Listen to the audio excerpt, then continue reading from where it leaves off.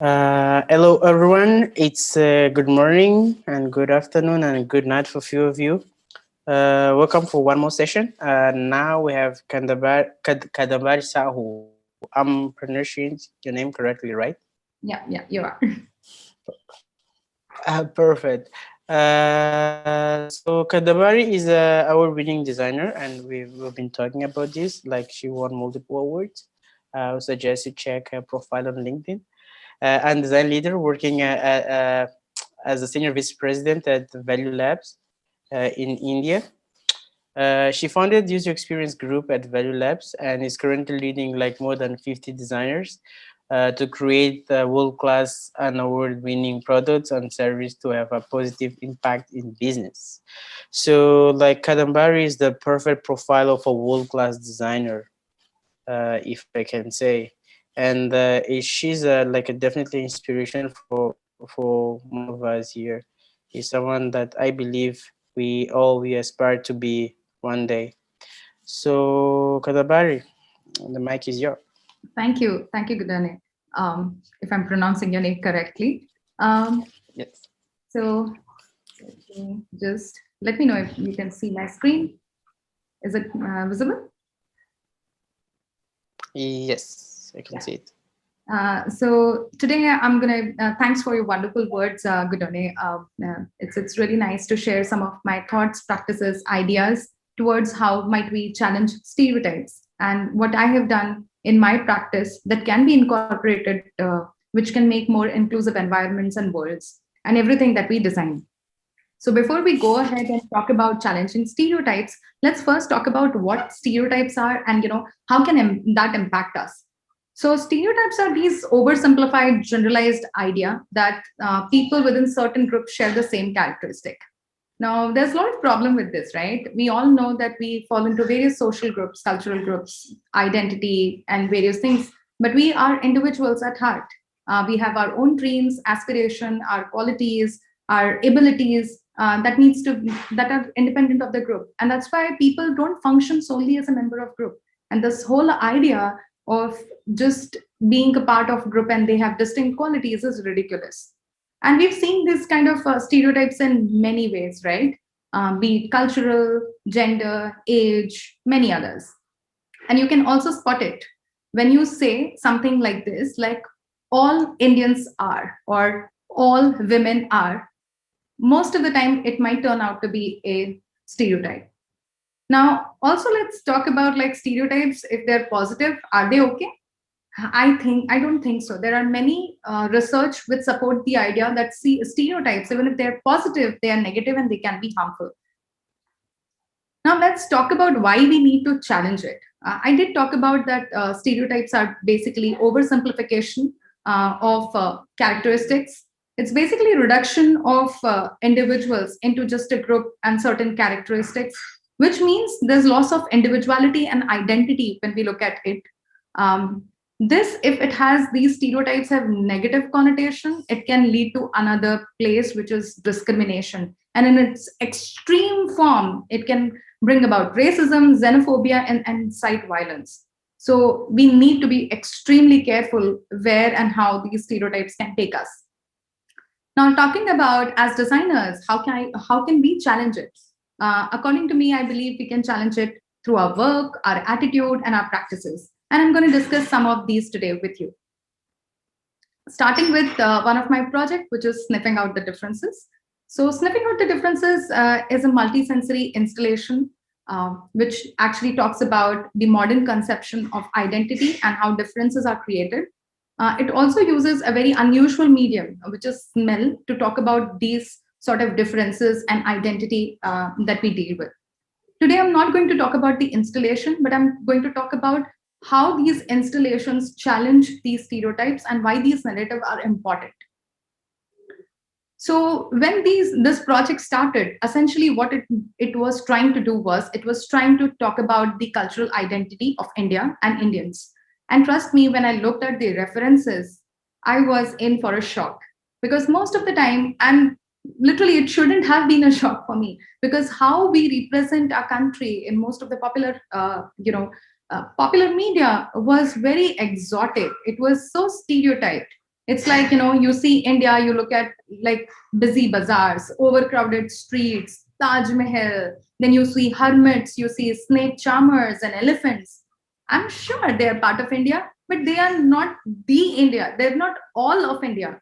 And that's why I thought it's a huge opportunity for us as designers who are working on this project to bring about this whole idea of what Indians are or what identity of India is. And that's why we thought that we need to tread it very carefully. India is a vast country with a lot of diversity, and we need to respect that. And how do we try to showcase that was one of our challenges. Identity, if it is not carefully portrayed, right, it can lead to a lot of stereotype. And that's the last thing that we wanted to do. So, in this regard, when we were looking at stories and we were trying to conceptualize things, we first looked at who we are.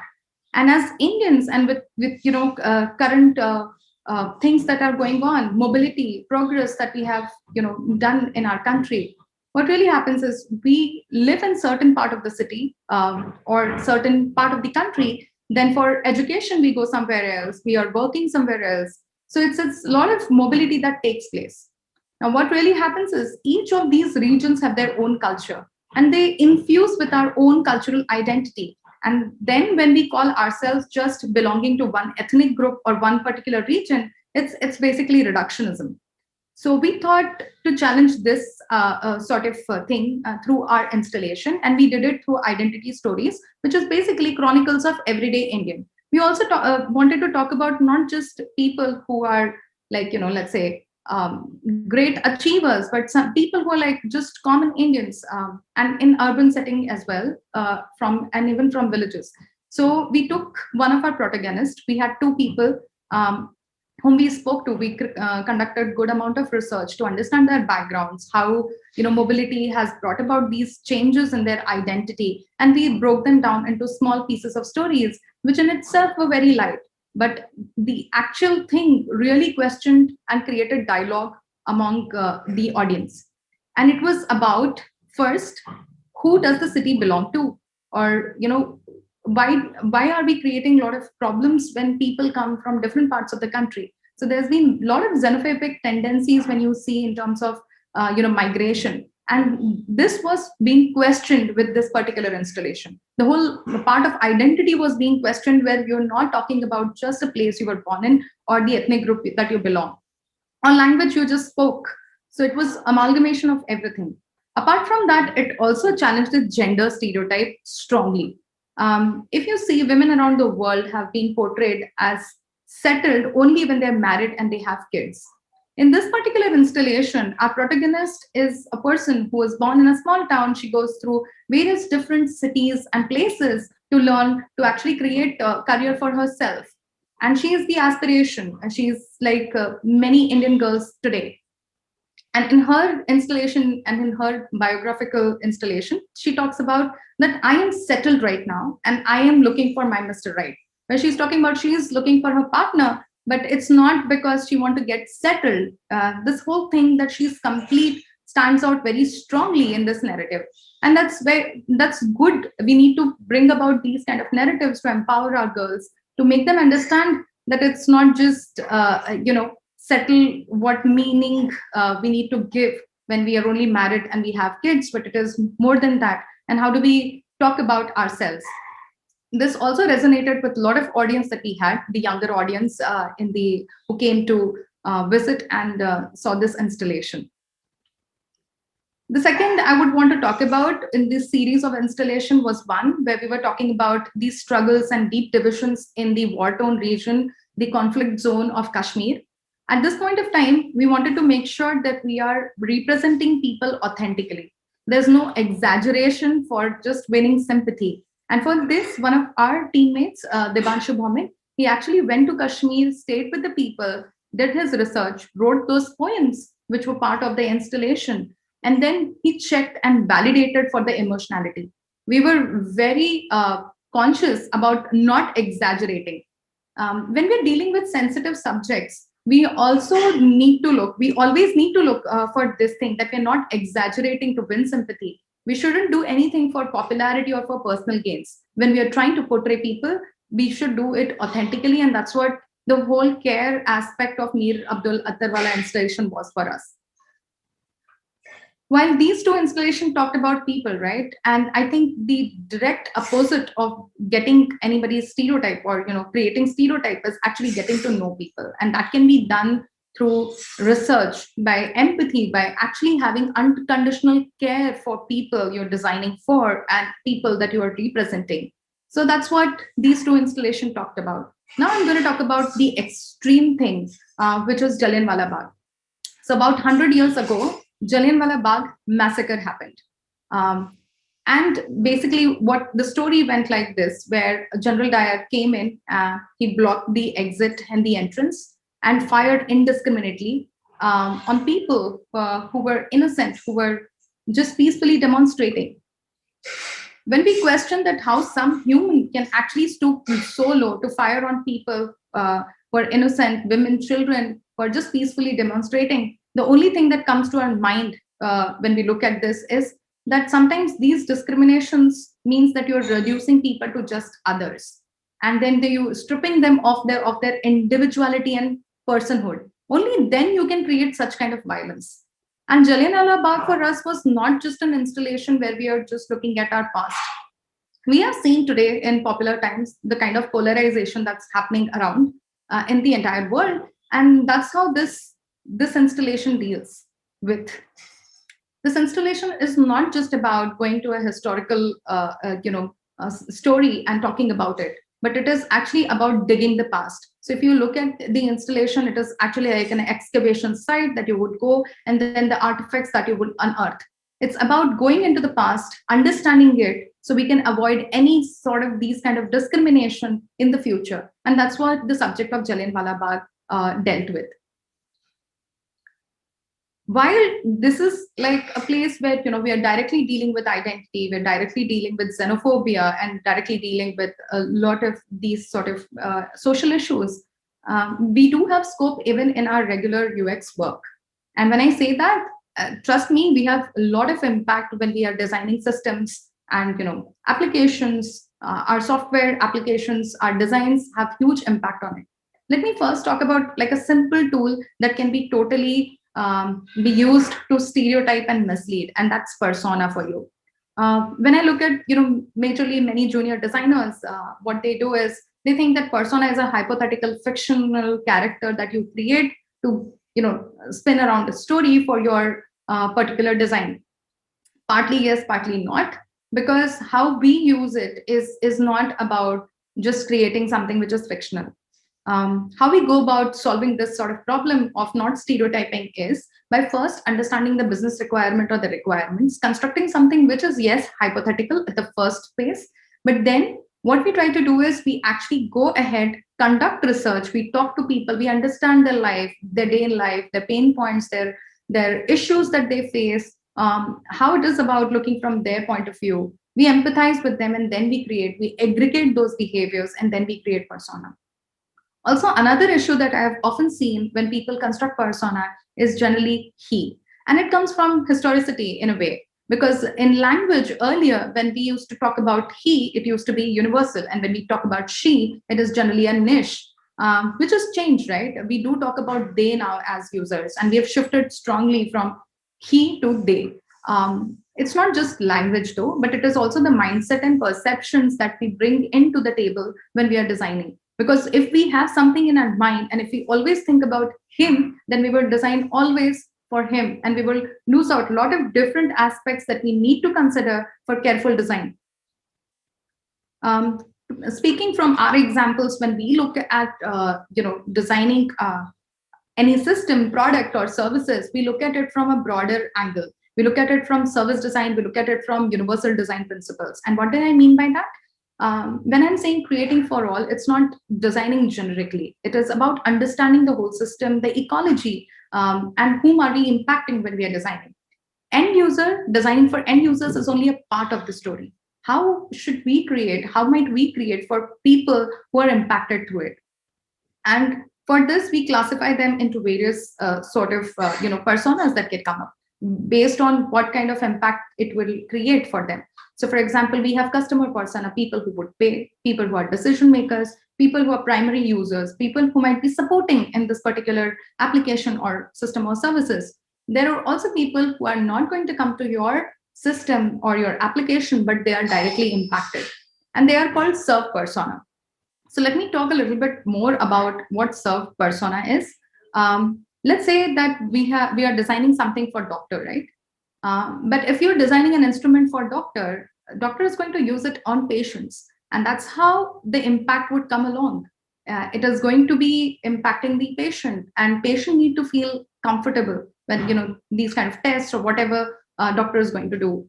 So for this, we need to also consider when we're designing certain instrument of this sort, not only just the doctor or patient, but also nurses who are going to give them care. And that is what I talk about creating for all. So basically using service design principles and universal design principles to talk about not only just people, but also touch points and how it is going to be used. It's imperative to keep the various lenses when we are designing. One is strongly, I suggest, of gender, social, cultural, and ability wise as well. Accessibility is another thing that we need to keep in mind when we are designing anything. Even if it is an information website, we need to see, not only it is working for people who are differently abled or impaired, but also for people who might be in remote areas and would want to access this sort of information, especially in the times like ours. We need to make sure that it is accessible in various ways from various devices in various formats, right? So all these sort of things we need to consider when we are looking at it. Even the smallest part of user interface, right? Icons are extremely important. Put them in a condition and context where it is, part of life saving, and it becomes totally unignorable. And that's why we need to have cultural understanding, contextual understanding, and understanding of everything that can make that icon be intuitive in this part. Next, I would like to talk about gender. And I'm not going to talk in terms of what I have done, but also something that I would like to totally encourage you guys to see.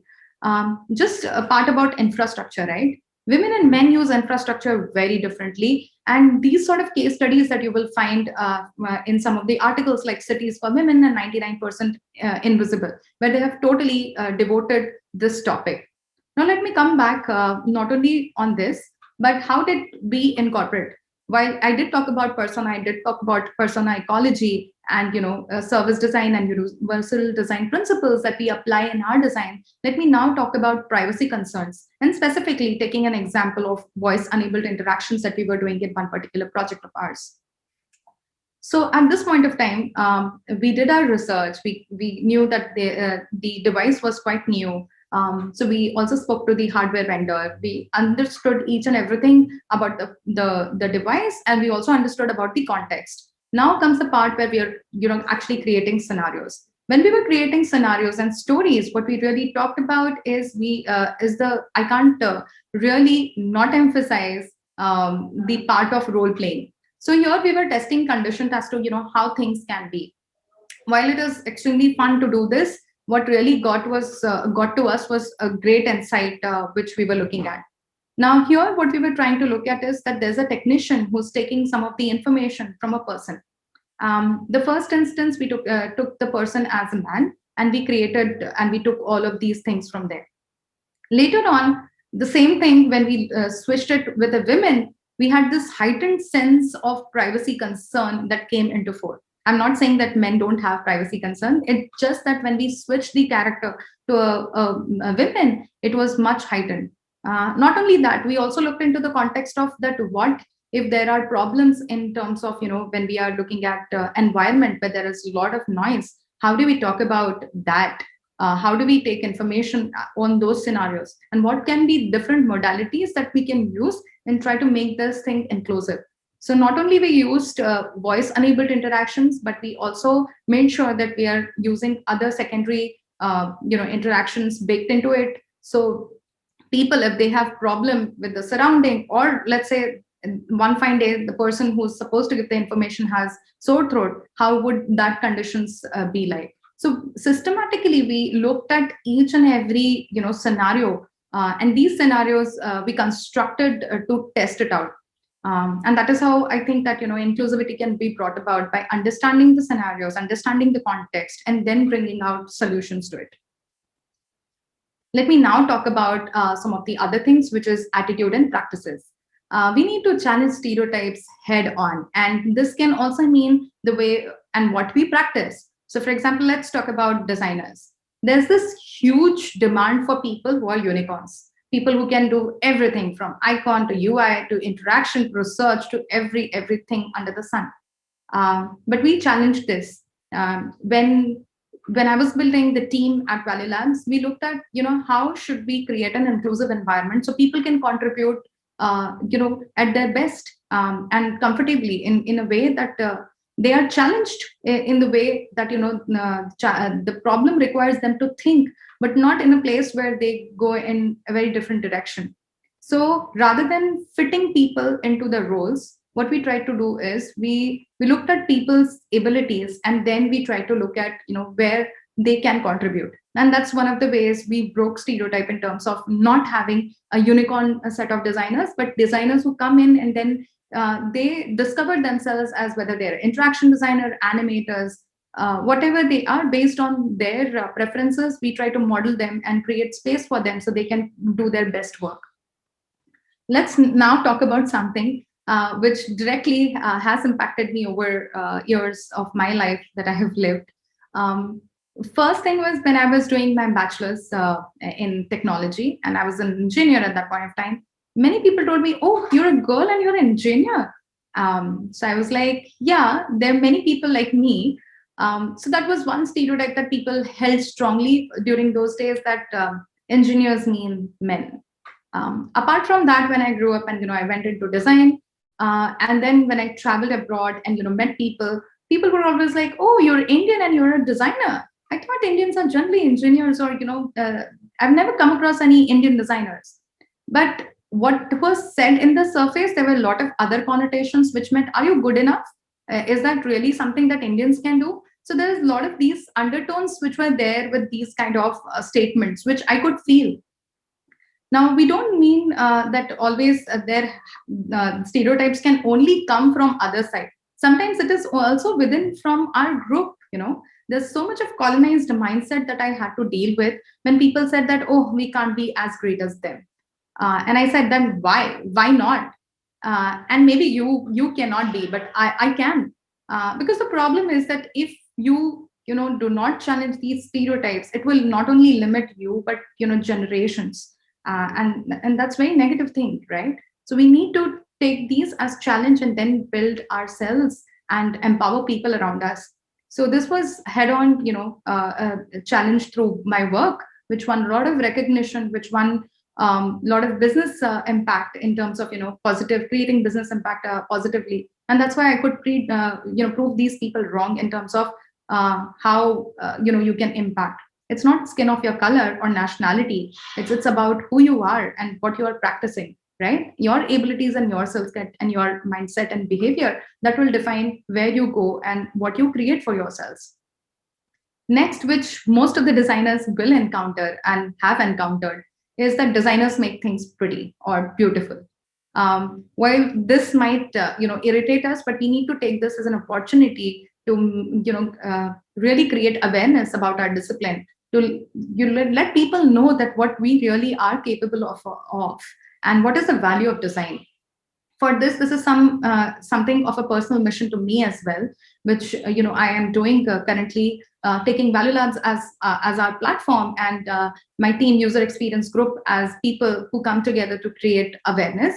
And we started Design Inspired in 2020 and brought some amazing designers from throughout the world who talked about design. And we are here to really create awareness one episode at a time and take it higher to create design for everybody. So that's the mission for Design Inspire. Now, coming back to me in terms of women leaders, right? In many in most of the creative fields, actually, and in creative colleges, you will find there are so many women, there are so many girls. But when you look at design leadership, or for that matter, any leadership roles, you'll find that women leaders are very sparse. They're almost invisible. And if they're sometimes there, they're there for diversity check. Of course, there are very strong women which are there, and they have fought, they have done this whole fighting to reach there. But this is one aspect that I see, that that women leaders are not really there a lot in this space. Some part of the problem can also be, or issues that we have not really acknowledged, is that women and men lead differently. Women leadership styles are different, and if we only think that men leadership style are the one that we need to take ahead, then we are really impacting half of the population. So we need to create inclusivity not just in design but also in our systems, so more people can be part of it. Lastly, I would like to encounter this notion of too young or too old, right? And this we see so much. Um, for example, job description. They'll ask you if you have 10 years of experience, or 15 years of experience, or 2 years of experience, and all sort of range. But what I really want to confront, and we have confronted by adopting some of the practices in Value Labs as organization, is that we are meritocratic institution organization, and what we really look at is we look at people with skills, mindset, and ability to do their best work. We don't look at how much experience they have. In some terms, it comes as if for leadership you require so many years of experience, but what we really look at is if they have the ability to lead, or if they have ability to do the things that are that job requires. So we believe that we don't have to just add years to our experience, but we need to add experience to the years that we have. But this is towards too young. What about too old? In tech industry, we have always seen, and in many cases we have seen, that people do discriminate on people who are maybe older, because they think that technology is for maybe young, or they do not understand. But I highly confront this notion as well, and I think that people need to be taken individually. We need to create inclusive environments where everybody can be part of. So I want to sum this up by taking some of the quotes from my mentor's book, where he describes beautifully the idea of what design is. So he says that beyond the design of artifact or service to solve problem, to design is to able to give voice to people, often the poor, the marginalized. To design is to be able to construct futures that restores dignity and nurture people's aspiration. And I can't agree more. In fact, I believe done right, design is activism, and design is activism done right. Thank you.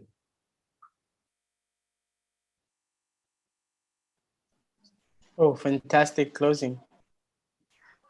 I really loved it. Done right, design is activism. We have two questions here. One from Ovi Paul. So Ovi asks, are stereotypes always a bad thing? I think stereotypes are bad thing. They're always bad thing in many cases, because even if, as I talked about, even if they are positive, they can be negative. For example, let's say that all Indians are engineers, which I talked about, right?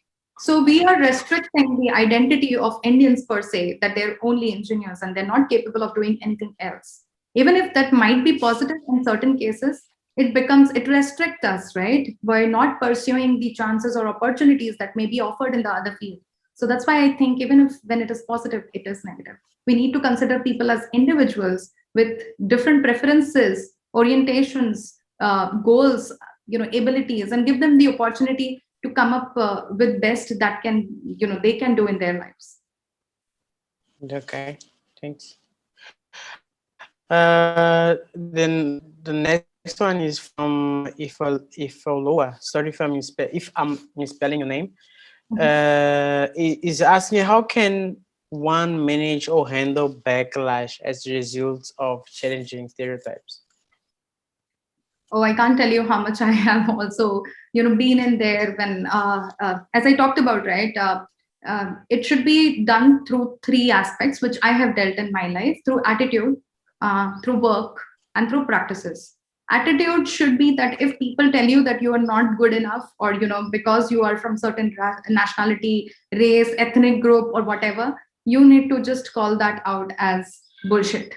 You need to understand that this is a wrong preconception, and we should always remember that other people's perception should not limit us. So that attitude you need to create for yourself, where you're not really taking people's perception as your reality. And with that comes the second part, where you need to create a reality for yourself by understanding yourself and then getting on and creating your work and practices. When you do good work and you really present it to the world, there are a lot of chances that you will find a lot of encouragement. Thankfully, in design field, we are so progressive and we're always talking about inclusivity. So the often than not, people would come to your come to encourage you in terms of what you're trying to do. I hope I've answered this. And if there's follow-up question, please let me know. I'll try to answer best as possible. Okay, we're trying to follow up here. So Simeon Jr. is asking, how can we use design stereotypes to categorize brands or companies under a set of visual attribution or principles? I did not get the question. How can we use design stereotype to categorize brands, or companies under a Yes, set all of companies. So it's not really stereotype Yes. as much as personality.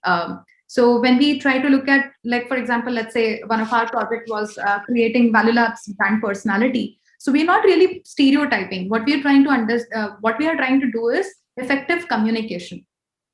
Okay. So yeah. So for example, with Value Labs, it was about doing the right thing was the main message that we were trying to portray. We were also trying to portray a lot of other qualities of being young, being dynamic. So all of these things, what you try to do is you try to construct a personality for the brand. So when you're talking to your people or anybody from your company is talking to people outside, they understand what we stand for and firmly. So that actually comes in the part of designing for designing a brand identity and creating value in terms of how brand identity can be used to talk about or articulate our values to our customers, to our people. Okay, last question is, how do stereotypes affect performance and perceptions? Oh, they affect a lot, and that's why we need to be very careful as to what we are doing to our people, or what kind of biases do we have. If we always think that, let's say, if we think that women are always good at colors and things like that, let's say if that's a stereotype we come up with, also biology supporting that women can see a lot more colors than men, and then there's a position for colorist.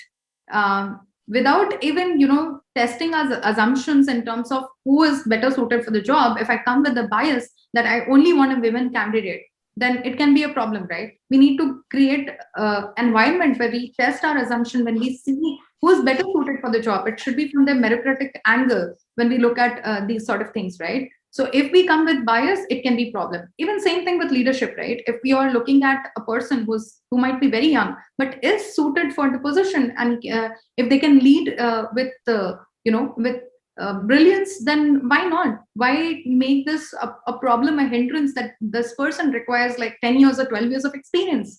So this definitely gives a problem in terms of how you look at others. So for example, if you are in the position of hiring or making a call, and you are calling the shots, then it's affecting the other person. It can be other way around. As I talked about, in certain social groups there are inherent issues, like a very colonized mindset where we think as group what we can or we cannot do. Like for example, many a times people told me that, okay, Indian designs, or Indians cannot design as much great as Europeans or North Americans and things like that. I said that's a bullshit. I said, what it has got to do with my nationality? It has got to do with my ability, and I think I can do it well. So but if I am not strong enough, if I take these things to my heart, and it does go to my heart, right? It boils my blood when people do this kind of stuff. But then what really happens is that I look at it for an opportunity to prove them wrong. Not every time you will get that. So you need to be very careful as to what you do to yourself. But I think the best thing would be not to take other people's perception for you. You need to create your own. You need to understand what you are, rather than people telling you what you can or you cannot do. You get one life, right? I hope that you do not make it based, living of your life based on other people's perception. You need to challenge those. Oh, fantastic closing. A second fantastic closing. Thanks, Kadambari. Like this was a very inspiring session. If people have more questions, we're gonna collect and redirect later, and we're gonna try to find a way to answer them. Sure. But going next for the next session, we have a depth list one-on-one mentor sessions. So those are only for people who receive the emails. So please check your emails and log with the emails that you use to create your account on Hover, the platform that we're using for the conference. Once again, thank you everybody for your time, Thank and see you next time. Yeah, do connect with me if you want to know more or have a general chat. And thank you. Namaste. I'm signing off. Bye bye. Take care. Bye. Bye.